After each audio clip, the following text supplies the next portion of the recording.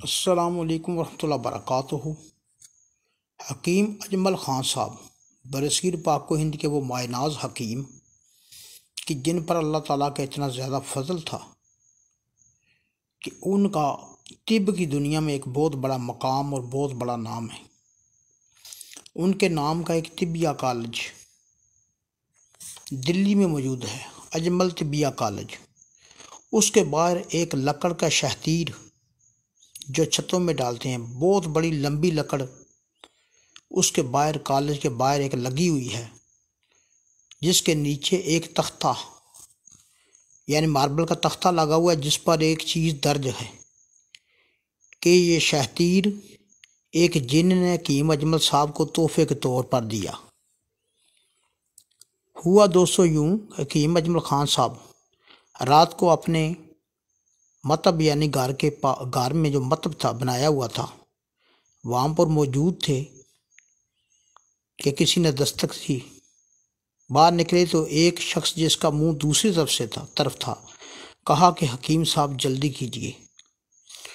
اس وقت لالٹین اور روشنی کا زمانہ تھا، لالٹینیں جلائی جاتی تھی یا لیمپ جلائے جاتے تھے، تو اس کی روشنی کو جلتے ہوئے اس نے کہا کہ اتنی دیر کہ جلدی کریں، میری بیوی بڑی سخت بیمار ہے اور میرے ساتھ چلیں اور اس کا علاج کریں۔ حکیم صاحب بڑے اچھے، خدا ترس، جذبہ خدمت انسانیت سے وابستہ،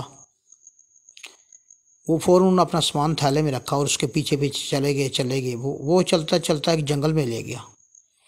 وہاں پر جب آپ نے دیکھا تو ایک جنات میں سے اس کی مادہ درد سے تڑپ رہی تھی، بڑا لمبا اس کا قد تھا۔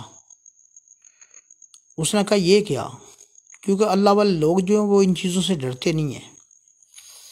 اس نے کہا کہ میری بیوی کو بہت سخت بخار ہے، بخار سے تاپری اس کا علاج کریں۔ تو یقین کیجئے کہ یہ تاریخ میں درج ہے، طب کی کتابوں میں درج ہے، حکماء کرام اس بات کو بخوبی جانتے ہیں۔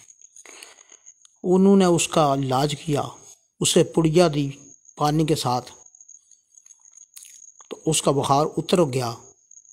تو اس نے کہا کہ بولیے کہ میں آپ کی کیا خدمت کروں، آپ کو دولت دوں، آپ کو سونا دوں، ہیرے دوں، جواہرات دوں، یا جو آپ چاہتے ہیں؟ آپ نے کہا نہیں، مجھ پر یہ اللہ کا فضل ہے تو میں سودے بازی نہیں کرتا، آپ مجھے تم اجازت دو تاکہ میں چلا جاؤں۔ ہاں، اگر تم میری معقول جو اجرت بنتی ہے اپنی مرضی سے دینا چاہو تو دے سکتی ہو۔ یہ ہے پرہیزگار تقوی والے لوگوں کی باتیں، جو حکمت کو اللہ تعالیٰ کا ایک تحفہ سمجھتے تھے اور عوام کی خدمت کو ایک فرض سمجھتے تھے۔ تو آپ فوراً چل دیے تو پیچھے پیچھے وہ بھی چلا۔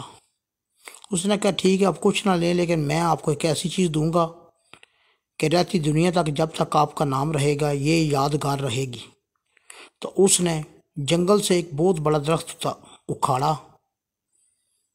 اور اس کو اپنے طریقے سے، جو جنات کے پاس طاقت ہوتی ہے، اس کے پتوں ٹہنیوں کو اتار کر وہ لکڑ جو بہت لمبی تھی، جو عام بندی نہیں اٹھا سکتا تھا، وہ اپنے کاندھے پر اٹھا کر حکیم صاحب کے اس مطب کے پاس